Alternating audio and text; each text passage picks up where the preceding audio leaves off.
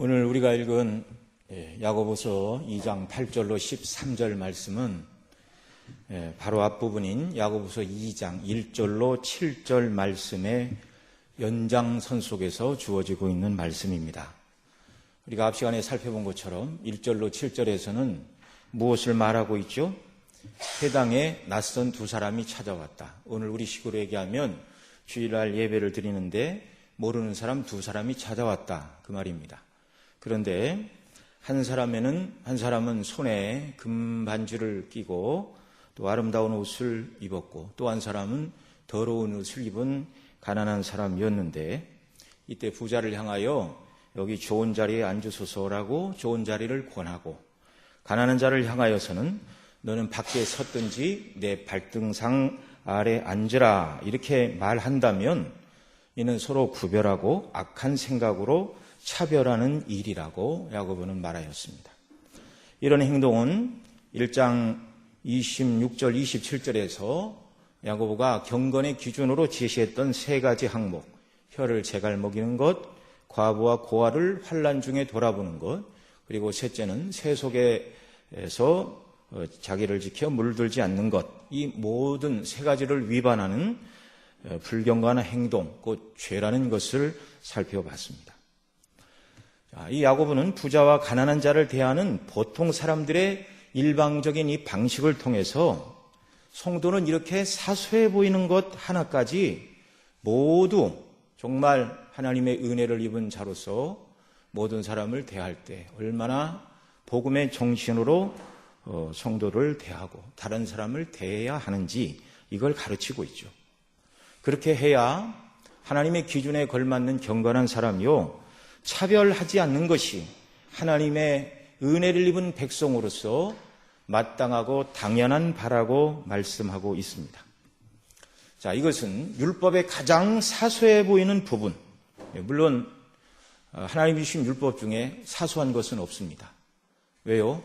거룩하신 하나님이 주신 것이기 때문에 우리가 생각할 때 이것은 별로 중요하지 않다 이렇게 생각될 뿐이지 하나님 주신 계명은 전체가 귀하고 중요한 것이라는 것을 우리가 잊지 말아야 됩니다.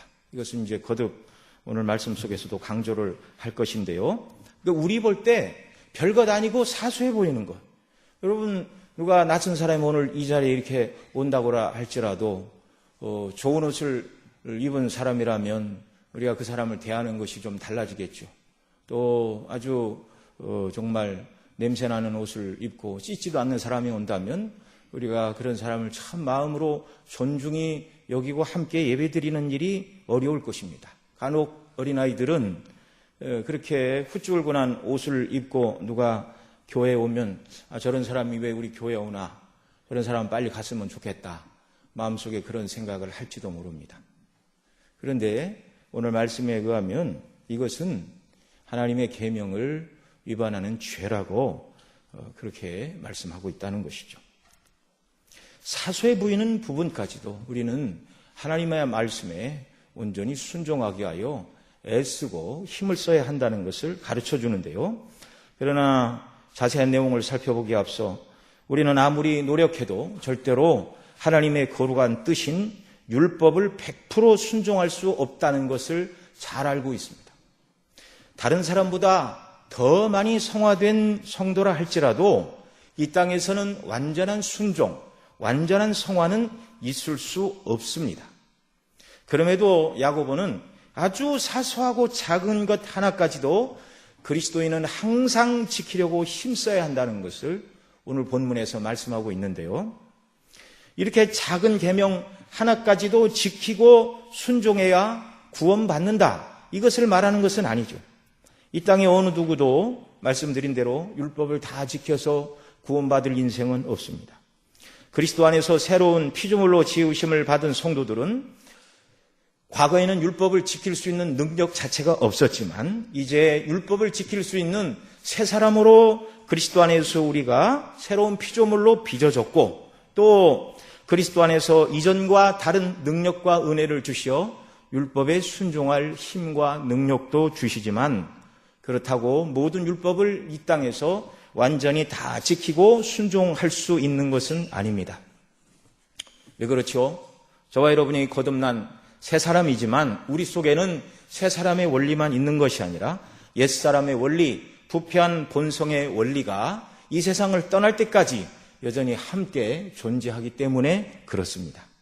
그러니 새로운 피조물이 되었으니 율법을 다 지켜야 구원이 완성된다고 그렇게 성경은 말하지 않습니다. 구원은 예수님을 믿을 때 의롭다 하심을 받는 것이죠.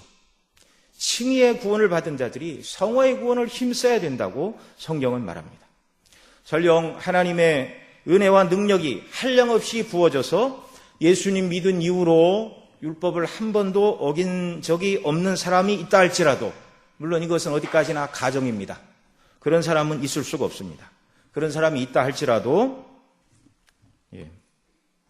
그 사람 역시 그리스도의 은혜로 구원받는 것이지 율법을 지킨 행위로 구원을 받는 것은 아닙니다. 왜요? 믿기 전에 죄는 어떻게 하겠습니까? 새로운 피조물이 되지 않았을 때 지은 죄는 어떻게 하겠습니까?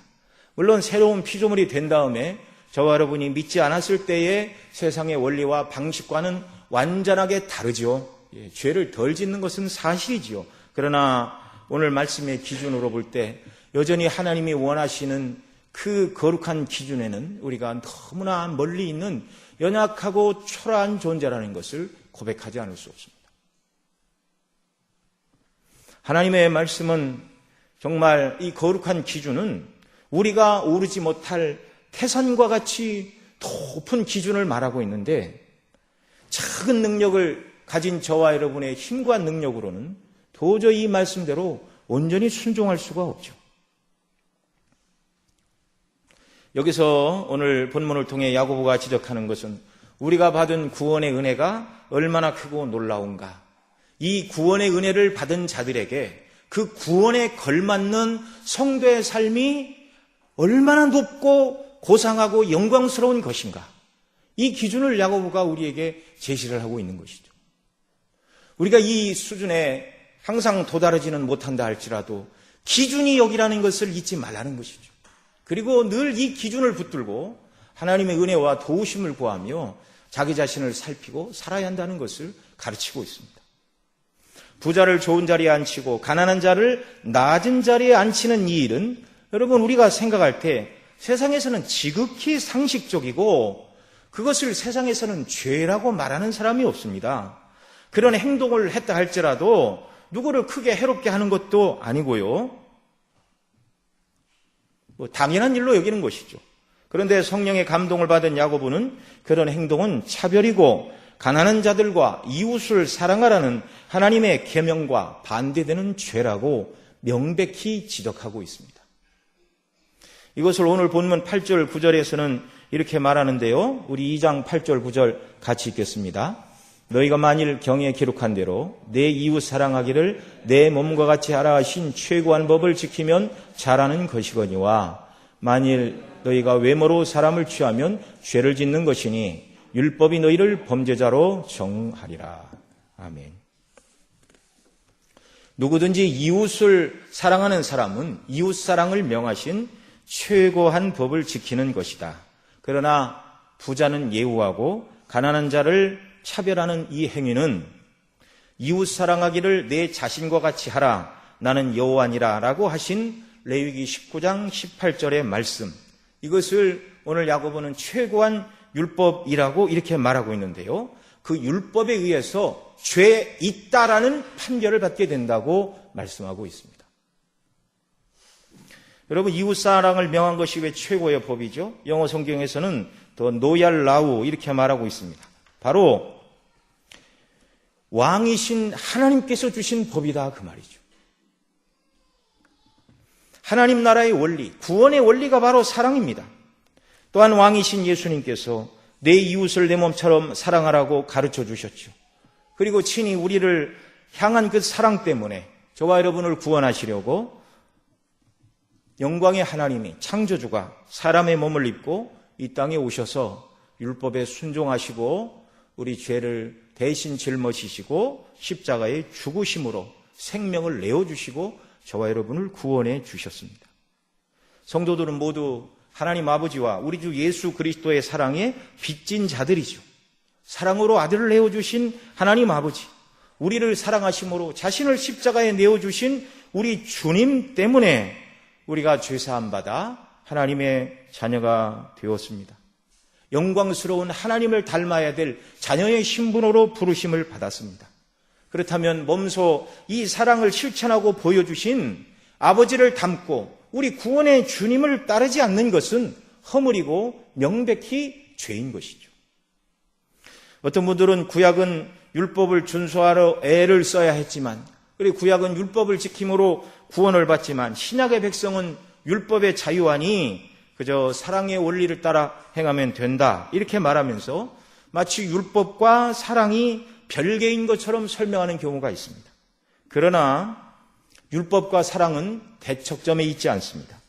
율법과 사랑은 하나님이 주신 하나의 원리입니다. 마치 동전의 앞면과 뒷면이 있어 하나의 동전을 구성하는 것처럼 하나님의 거룩하신 율법은 곧 사랑으로 해석되고 사랑 안에서만 지켜줄 수 있는 법이고 원리인 것이죠. 이것은 우리 주님의 교훈 가운데서도 잘 나타나 있는데, 마가복음 12장에 보면 한 서기관이 예수님께 나와 계명 중에 무엇이 큽니까? 이렇게 질문을 합니다. 그러자 예수님은 구약을 요약하시면서 이렇게 말씀하시죠. 이스라엘에 들으라. 곧 우리 하나님은 유일한 주시라. 내 마음을 다하고 목숨을 다하고 뜻을 다하고 힘을 다하여 주 너희 하나님을 사랑하라 하신 것이요. 둘째는 이것이니 내 이웃을 내 몸과 같이 사랑하라 하신 것이라. 이에서 더 큰 계명이 없느니라. 구약을 압축하면 하나님 사랑, 이웃 사랑, 이거 남는다는 것입니다. 이것이 율법이요 선지자의 강령이라고 우리 주님이 친히 말씀해 주셨습니다. 특히 율법에서는 이웃 사랑 실천을 말씀하면서 말로만의 사랑이 아니라 특별히 이웃의 재산을 존중하는 것이 이웃 사랑이라고 가르쳤는데요.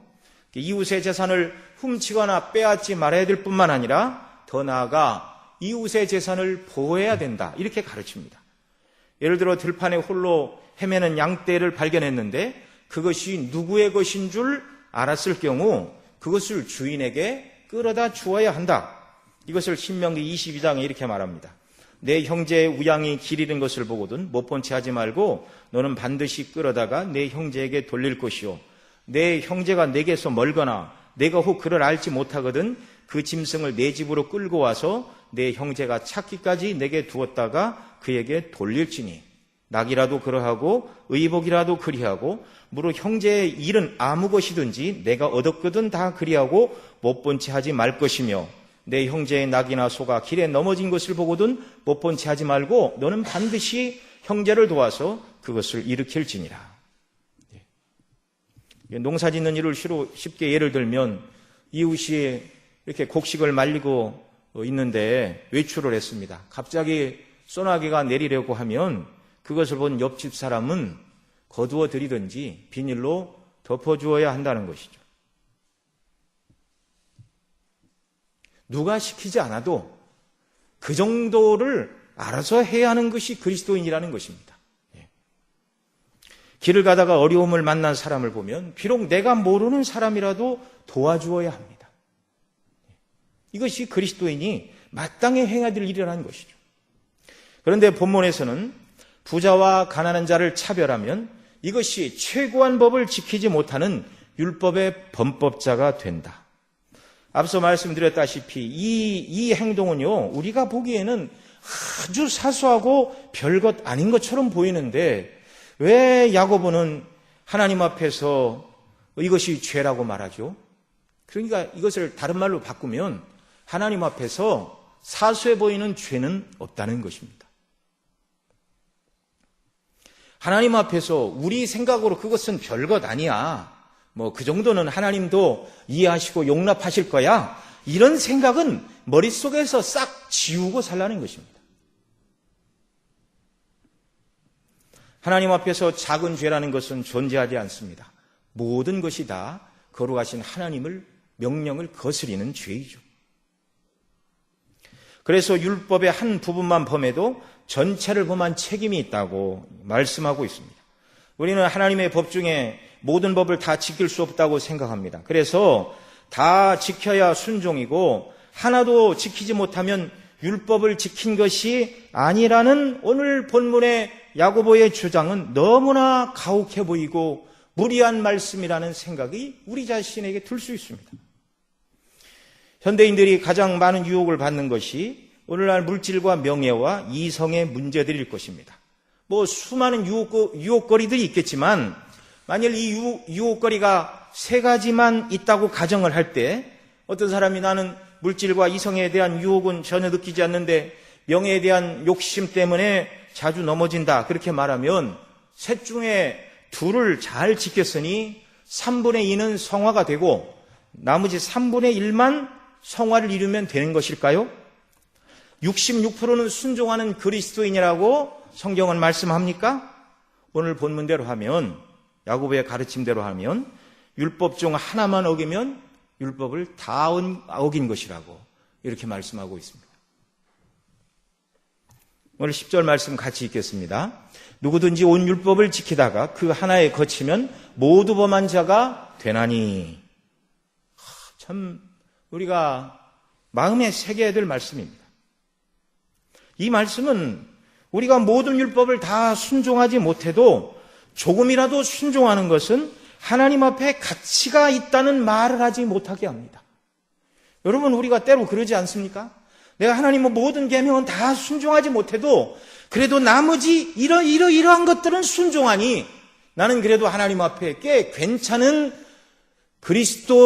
그리스도인이라고 생각한다면 오늘 본문은 정면으로 그렇지 않다고 말하고 있는 것입니다.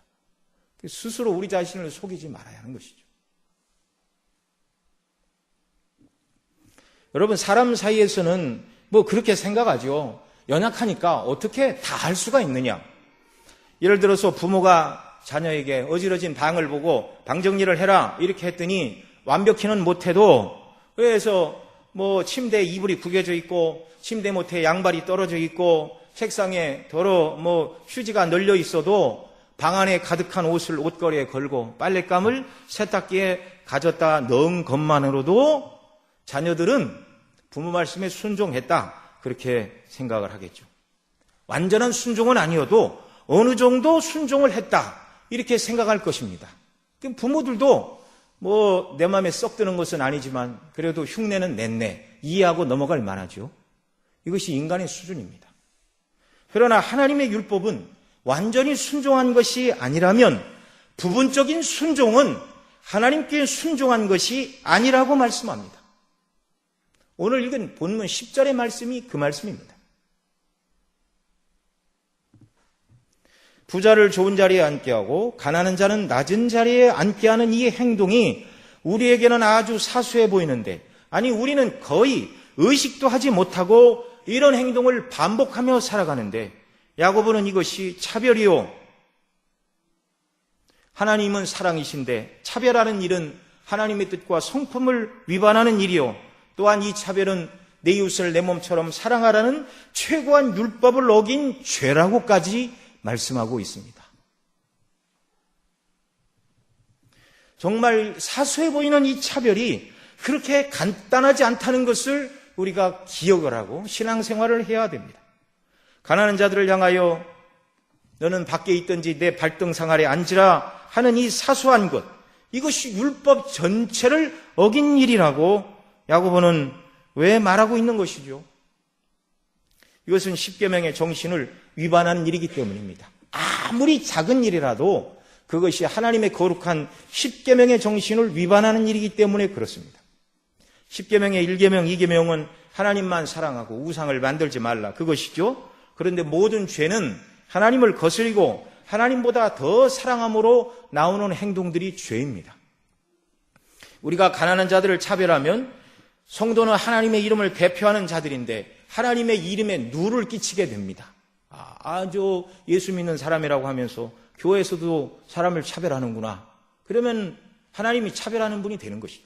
3계명 위반입니다. 오늘 본문의 사건은 회당에서 벌어졌는데 만일 주일 예배의 자리에 가난한 자를 차별한다면 주의 날을 더럽히는 4계명을 위반하는 죄가 됩니다. 차별이 가난한 사람을 낙담케 하는 일이라면 그의 영혼을 절망하게 하는 일인데 살인하지 말라는 6계명을 위반하는 일이 됩니다. 또 차별함으로 가난한 사람의 명예와 존엄성을 빼앗는다면 도덕질하지 말라는 8계명을 위반하는 것이고요. 차별하여 부자를 잘 대해주는 것은 부자가 줄 수 있는 유익들을 탐내기 때문인데 이는 탐내지 말라는 10번째 계명의 위반입니다. 정말 사소해 보이는 차별 하나를 가지고 깊이 따지고 들어가면 율법의 정신을 얼마나 위반하는 것인가. 이것을 여기서 끝내지 않고 11절 보면 이제 다른 것으로 비유를 합니다. 11절 말씀 또 있습니다. 간음하지 말라 하시니가 또한 살인하지 말라 하셨은즉 내가 비록 간음하지 아니하여도 살인하면 율법을 범한 자가 되느니라. 10계명 중에서 사람들이 가장 중요하게 여기는 것이 야고보가 생각할 때 살인과 간음이라고 생각한다는 것을 알고 있죠. 그래서 이것을 예로 들면서 둘 중 하나만 어겨도 율법을 어긴 것이다. 우리는 간음과 살인과 같은 죄만 중한 것으로 판단하고 그런 악을 행하지 않으면 큰 문제가 없는 사람이라고 생각하며 살아가지만 야고보가 여기 간음과 살인을 말하는 것, 이것을 지금 무엇과 연결시키냐면 이웃사랑을 명한 최고의 율법을 어긴 죄, 곧 차별하는 죄와 연결시키고 있습니다. 물론 예수님은 이 간음과 살인에 대해서 이 계명의 정신이 무엇인가? 여자를 보고 음욕을 품는 자마다 간음하였고 형제를 미워하고 욕한 자도 살인하였느니라고 말씀해 주셨습니다. 어떻게 보면 저와 여러분은 날마다 살인하는 자들입니다. 그 부자와 가난한 자를 차별한 죄를 심각하게 여기라는 차원에서 살인과 간음의 예를 들고 있죠. 간음하지 않았어도 살인하면 율법을 어긴 것이요, 살인과 간음하지 않았어도 형제를 차별하면 똑같이 율법을 어긴 죄라는 것입니다. 그러니 우리는 모든 율법에 다 순종할 수 없지만 일부를 순종하는 것이 전혀 순종하지 않는 것보다 낫다고 생각을 하고, 큰 죄를 짓지 않았지만 작고 사소한 일들을, 그런 사소한 일들을 우리가 위반하는 것들에 대해서 중요하게 생각하지 않고, 아마 내가 이러이러한 일들은 잘 행하니 사소한 몇 가지에 대해서는 하나님께서도 눈 감아 주실 거야, 그렇게 생각하지 말라는 것입니다.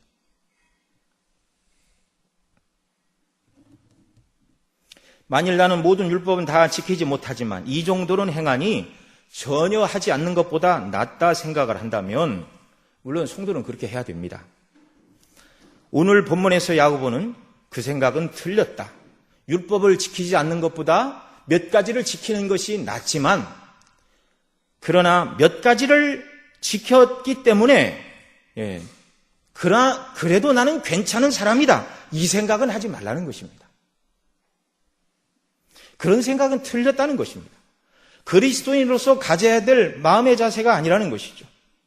그러니 계명 중에 나는 중요한 계명, 이런 저런 계명은 꼭 지킨다 말하고 사소한 것들을 실천하지 않는 것은 하나님께서 내게 주신 계명 중에 지킬 만한 것을 내가 선택하는 것으로서 심각하게 말하면 율법의 중요성을 판단하시는 분은 하나님이신데 자신이 하나님 자리에 앉는 것이죠. 내가 이런저런 계명은 다 지키고 사소한 건 몇 가지를 위반했는데 뭐 그렇게 큰 문제가 되겠느냐? 그렇지 않습니다. 자신이 보기에 이것은 꼭 지킬 만한 율법이라고 생각되는 것은 순종하고, 자신이 볼 때 사소해 보이는 것은 지키지 않아도 된다고 판단한다면 모든 율법을 하나님이 주셨다는 것을 잊어버린 행동이요, 율법의 중요함과 중요하지 않음을 판단하는 기준은 우리에게 있는 것이 아니죠. 하나님 자리에 앉아 판단하고 말씀을 거스리는 불순종한 자들이 되는 것입니다. 우리는 하나님의 말씀에 온전히 순종하지 못하면 전혀 순종하지 못한 자가 된다고 가르치는 오늘 이 야고보의 말씀을 마음에 새겨야 됩니다. 저 자신도 이 말씀을 읽고 설교를 준비하면서 이것을 읽는 것이 처음도 아니고 이 부분을 설교하는 것이 처음도 아니지만 제 자신이 얼마나 하나님의 말씀에 주의를 기울이고 온전히 순종하는 일에 멀리 있는 사람이었는가. 아주 작은 계명 하나에도 온전히 주의 뜻을 분별하고 순종하기 위하여 애쓰고 힘쓰는 일에 얼마나 멀리 있는 사람이었는가. 그걸 더더욱 깨닫게 되었습니다. 이 말씀을 가지고 나 아닌 다른 누구에게 적용할 이유가 하나도 없는 것이죠. 저는 오늘 이 말씀을 증거하면서 제 자신을 들여다보고 제 이야기를 하고 있는 것입니다. 얼마나 하나님의 놀라운 대속의 은혜와 구원을 받은 자들로서 하나님께서 우리에게 원하시는 예수님이 하나님께 드렸던 온전한 순종의 그 영광스러운 기준을 하나님이 우리에게도 요구하시는데 나는 얼마나 그것을 잃어버리고 그것을 순종하는 것을 귀하게 여기지 않고 내 기준과 판단을 가지고 살아왔는가. 이 정도면 남들 보기에 경건하고 이 정도면 그렇게 큰 흠이 없는 사람인 것처럼 스스로 자만하고 살지 않았는가.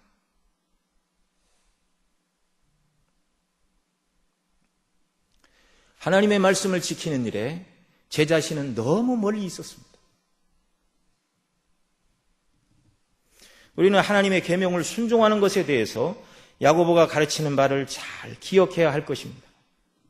어떤 분들은 우리가 하나님 말씀 하나하나 순종할 때 하나님 기뻐하시는 분량이 커지고 내가 생각할 때 큰 일로 여겨지는 순종을 하면 작은 일에 순종하지 못할지라도 하나님께서는 이해하시고 큰 문제로 보시지 않고 그 정도면 됐다라고 인정해 주시겠지.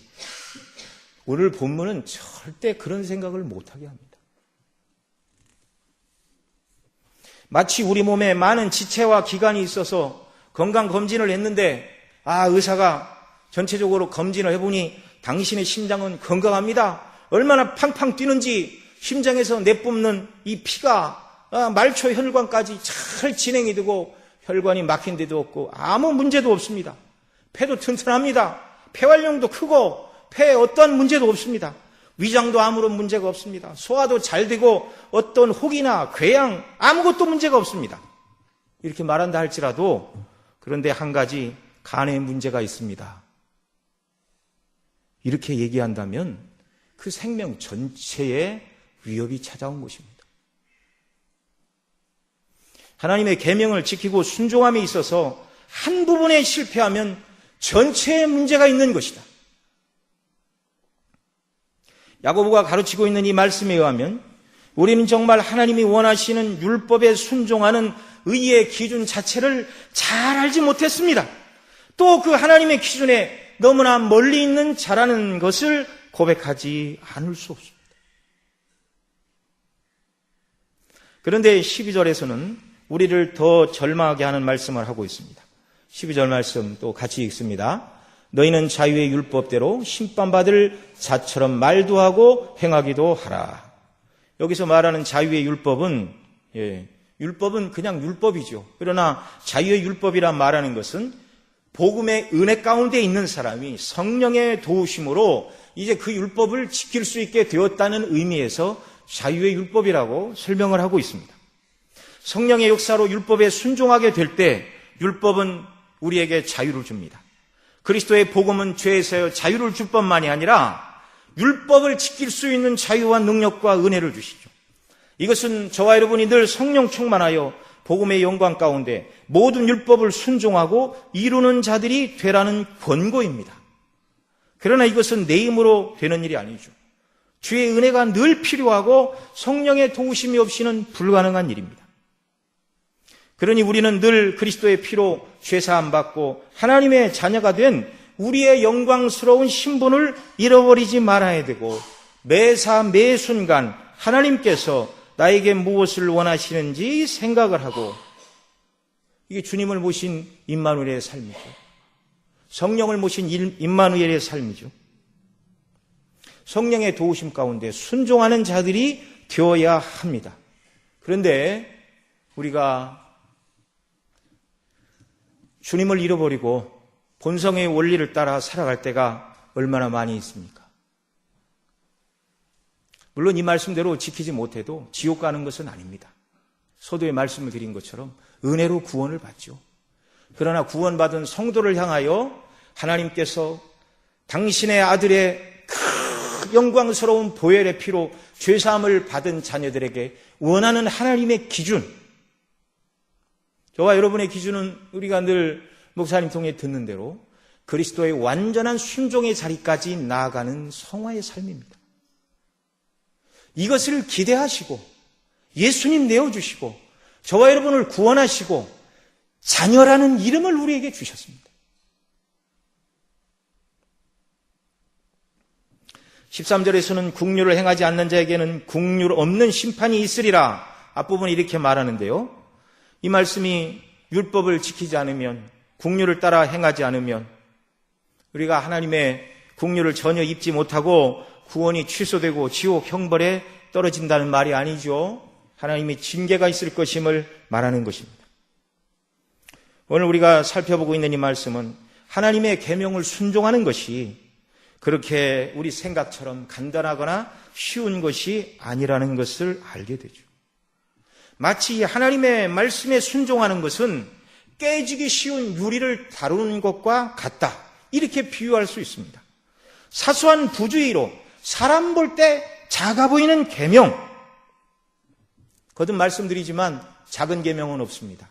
우리가 볼 때 사소해 보이는 계명도 거룩하신 하나님의 입에서 나온 무거운 계명입니다. 그러나 우리 생각할 때 사소해 보이는 계명, 이것 하나 불순종하게 되면 지금까지 지켰던 모든 계명 전체를 어기는 것이라 같다고 말씀합니다. 얼마나 우리가 하나님의 말씀에 깨어 있어야 하고 연약한 우리 자신을 바라보며 내 힘으로는 하나님을 기쁘시게 할 수 없는 연약한 죄인이 여기 있습니다. 고백하며 성령의 인도하심을 바라며 주님을 바라봐야 하는지, 한 시간도 우리 주님과 십자가로부터 눈을 떼서는 안 되고 항상 주님을 붙들고 의지하지 않고는 하나님이 기뻐하시는 성도로 살아가는 것은 매우 어렵고 불가능하다는 사실을 오늘 우리에게 가르쳐주고 있습니다. 그러나 저와 여러분의 소망은 예수 그리스도입니다. 오늘 하반절 말씀 13절 말씀 같이 읽습니다. 국률을 행하지 아니하는 자에게는 국률 없는 심판이 있으리라. 국률은 심판을 이기고 자랑하느니라. 앞부분 13절 앞부분 국률을 따라 행하라는 것은 이미 우리가 하나님 아버지와 우리 주 예수님께로부터 국률을 입었기 때문에 그 국률을 따라 살 것을 말씀하는 것인데요.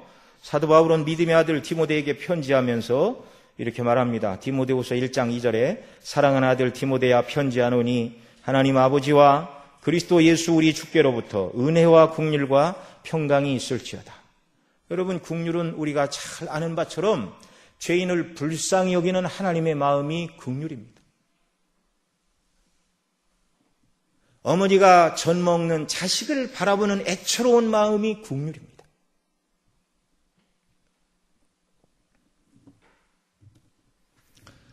그래서 은혜를 베풀어 주시고 죄인을 불쌍히 여기는 하나님의 마음, 하나님의 의의 기준으로 판단하시면 구원할 자는 아무도 없습니다. 다 지옥 형벌에 던지셔야 마땅합니다. 그게 하나님의 공의이고 하나님의 의로우심이 높아지는 일이죠. 그런데 하나님은 긍휼에 풍성하셔서 죄인을 불쌍히 여기사 은혜를 베풀어 주셨는데 예수님 우리 위에 십자가에 내어주셨고 예수님의 피로 죄를 씻고 의롭다함을 우리에게 주셨고 그 은혜를 입은 자들이 이제 하나님과 더불어 누리는 것이 평강입니다. 긍휼, 은혜, 평강. 순서가 이런 것이죠. 그래서 하나님의 긍휼, 우리 주 예수 그리스도의 긍휼은 다함이 없습니다. 우리가 철저히 하나님의 뜻대로 살지 못한 것을 회개하고 용서를 구할 때 긍휼에 풍성하신 주님은 저와 여러분의 죄를 용서하시고 새 힘을 주시고 율법을 이루는 자들로 세우시고 힘주심을 믿으시기 바랍니다. 여전히 우리가 율법대로 살지 못할 때도 우리 죄를 위하여 주님이 대신 지신 십자가의 대속의 은혜 때문에 그 긍휼 때문에 우리가 마땅히 받아야 되는 심판이 그리스도의 십자가에서 다 해소가 되었습니다. 그 국률은 다함이 없는 줄 믿으시기 바랍니다. 이것이 힘이요 우리의 보장입니다. 우리가 말씀대로 순종하다가 실패할 때도 최종 결론은 여전히 그리스도의 긍휼과 은혜를 의지하는 것입니다. 그러니 여러분, 하나님 말씀대로 순종하다가 실패할 때 내가 이것밖에 안 되나? 그리스도를 의지하지 않고 성령의 도우심을 입지 않으면 우리는 항상 하나님 말씀에 하나라도 순종 못하는 그것밖에 안 되는 인생임을 기억하시기 바랍니다. 그러니 연약할 때 내 자신을 비난하고 낙심하지 말고, 원래 우리는 그래요. 주님 떠난 인생은 그것밖에 안 되는 인생입니다. 낙심하고 비난하거나 좌절하지 말고 다시 주님을 바라보고 십자가의 은혜를 붙잡고, 다시금 작은 계명은 없다고 말씀을 드렸는데 우리 생각에 작은 계명처럼 보이는 것, 정말 주 안에서 다른 사람을 차별하는 것, 우리가 얼마나 살아가면서 차별을 많이 합니까? 그것이 죄라고 말씀합니다. 이 남자들은 상당히 과업 중심적이고 여성들은 관계 중심이다, 그런 얘기를 하는데, 우리가 어떤 일을 이루어감에 있어서 사람들의 마음을 다 살피지 못하고 사람들에게 상처를 주고 차별하고, 정말 우리가 얼마나 그런 허물과 연약함이 많은지 하나님 앞에 고백하지 않을 수 없습니다. 계명 전체를 지키지 않으면, 하나라도 어기면 계명에 순종한 것이 아니라는 이 말씀을 새겨야 되고, 몇 가지 잘 했으니 그저 작아 보이는 것 못해도 하나님이 크게 허물치 않으시리라, 그런 생각은 머릿속에 지워야 됩니다.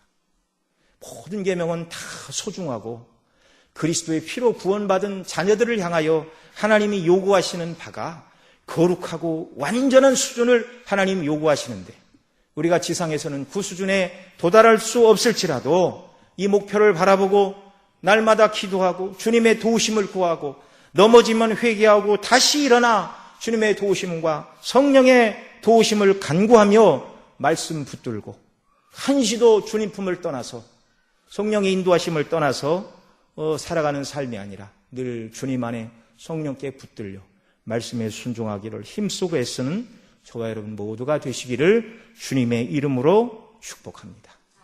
기도하시겠습니다. 사랑하시는 아버지 하나님, 예수님 안에서 우리를 구원하시고 예수님 피로 죄사함 받은 자녀들을 하나님께서 얼마나 영광스럽게 만들어 놓으셨고, 또 구원받은 자들이 마땅히 이루고 성취해야 될 하나님의 거룩한 계명과 하나님의 뜻이 얼마나 높다는 것을 우리가 다시금 기억하지 않을 수 없습니다. 그러나 우리 힘과 번성으로는 도저히 그 하나님의 뜻대로 순종하고 이룰 수 없는 자들임을 고백하지 않을 수 없습니다. 주여, 우리의 모든 연약과 허물을 용서하여 주시기를 원하옵고 다시금 간구하옵나니, 날마다 그리스도의 복음의 은혜와 영광으로 성령의 충만하심으로 날마다 은혜를 덧입혀 주시어서 하나님의 말씀 붙들고 순종하기 위하여 씨름하며 애쓰며 늘 주님과의 관계 속에서 살아가는 우리의 삶이 되도록 은혜를 더하여 주시옵소서. 우리 구주 예수님의 이름으로 기도드리옵나이다.